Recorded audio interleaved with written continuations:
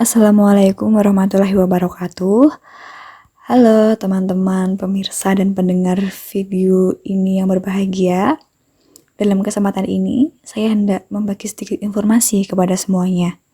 Pemirsa dan pendengar, terutama yang ingin mengetahui lebih terhadap perilaku sosial masyarakat dan apa sih hubungannya dengan pandemi COVID-19 ini. Di sini, saya dan rekan kreator menggunakan media poster dengan penjelasan berupa audio. Jadi, silakan disimak baik-baik ya. Yang pertama, di sini kita mulai dengan definisi paling umum dari perilaku prososial itu sendiri. Seperti yang tertera pada poster, perilaku prososial itu didefinisikan sebagai tindakan sukarela yang dimaksudkan untuk membantu atau memberi manfaat bagi orang lain atau kelompok individu. Bisa berupa tindakan positif seperti membantu, berbagi, dan lain sebagainya. Perilaku prososial ini sangat banyak ditemukan di lingkungan masyarakat kita tanpa sadar, dengan banyak juga faktor penunjang, seperti misalnya rasa iba. Nah, jika kita bicara soal pandemi itu diartikan sebagai epidemi yang terjadi di seluruh dunia atau di wilayah yang sangat luas, melintasi batas internasional dan memengaruhi sejumlah besar orang, seperti yang terjadi saat ini berupa wabah virus COVID-19 atau corona yang menjadi bencana bersifat universal. Melihat besarnya resiko akibat pandemi global ini, maka yang justru diperlukan adalah sikap prososial dari warga masyarakat dan pemerintah untuk saling peduli dan mendukung kerja-kerja konkret demi percepatan dan penanganan korban maupun usaha pencegahan.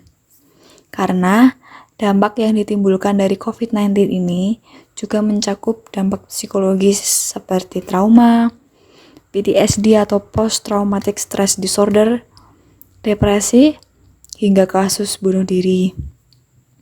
Maka dari itu, bagaimana sih dan apa aja bentuk perilaku prososial yang tampak di masa pandemi ini? Jika dimasukkan dalam aspek perilaku prososial, masyarakat Indonesia ini telah mengimplementasikan dalam bentuk perilaku bermacam-macam perilaku dan banyak sekali. Di antaranya, aspek itu adalah jujur atau honesty, menolong atau helping, berbagi atau sharing, berdermawan atau donating, dan kerjasama atau cooperating. Nah, yang pertama ini ada sharing. Sharing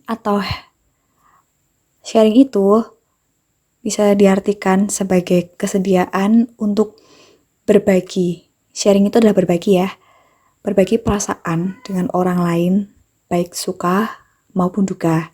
Nah, contohnya, ketika kita mempunyai usaha mungkin perdagangan, dalam bidang perdagangan, atau usaha UMKM, atau usaha-usaha kecil lainnya, yang mungkin terdampak, kita bisa mengungkapkan perasaan gundah, cemas akan hal itu ketika pandemi ini berlangsung ke teman dekat, bisa keluarga, saudara, sebagai wujud untuk meringankan beban pikiran. Yang kedua, ada menolong atau helping, yaitu kesediaan untuk menolong orang lain yang sedang berada dalam kesulitan. Wujud dari helping ini adalah sebagai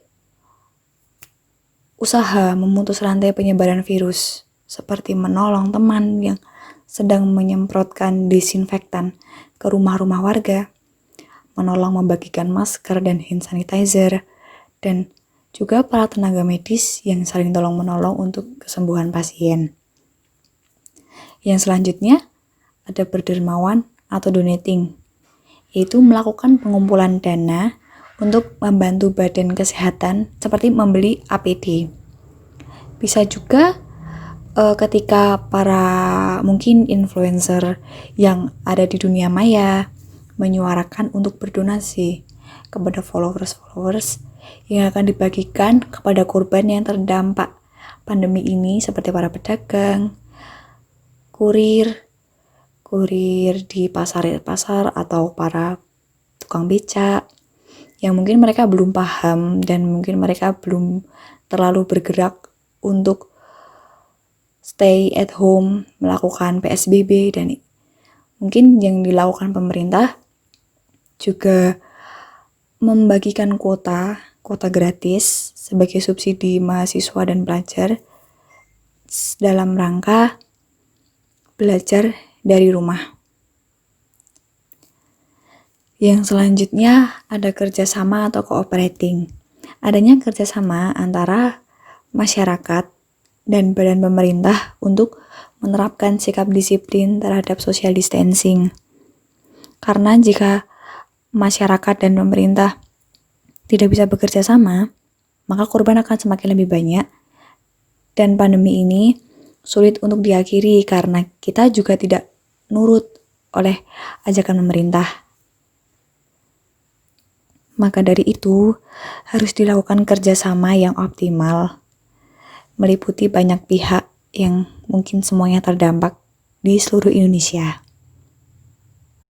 Dan yang terakhir ada jujur atau honesty, yaitu kesediaan untuk tidak berbuat curang terhadap orang lain di sekitarnya.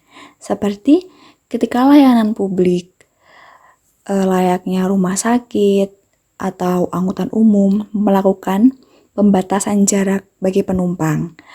Mereka melakukan itu dengan jujur dan menaati peraturan yang ada yang disarankan oleh pemerintah. Nah, sampai di sini kita pasti sudah paham kan akan pentingnya perilaku prososial dalam masyarakat untuk kepentingan yang terjadi sekarang, yaitu memutus rantai penyebaran COVID-19 ini dan memberi dampak yang positif dari segi afeksi maupun material kepada orang lain.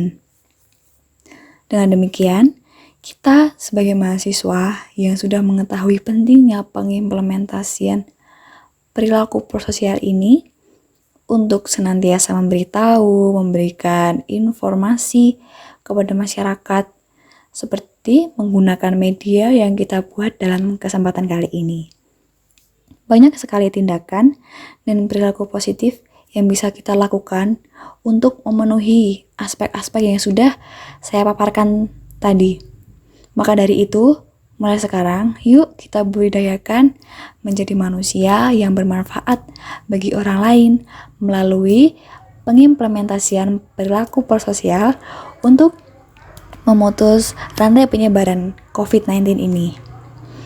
Nah, untuk sekarang, sekian dulu yang dapat saya sampaikan sebagai penjelasan dari poster sederhana, tapi sangat bermakna tersebut. Semoga dapat memotivasi pendengar dan pemirsa sekalian. Mohon maaf jika masih banyak kesalahan dan kekurangannya. Wabillahi taufiq wal hidayah. Wassalamualaikum warahmatullahi wabarakatuh. Sampai jumpa.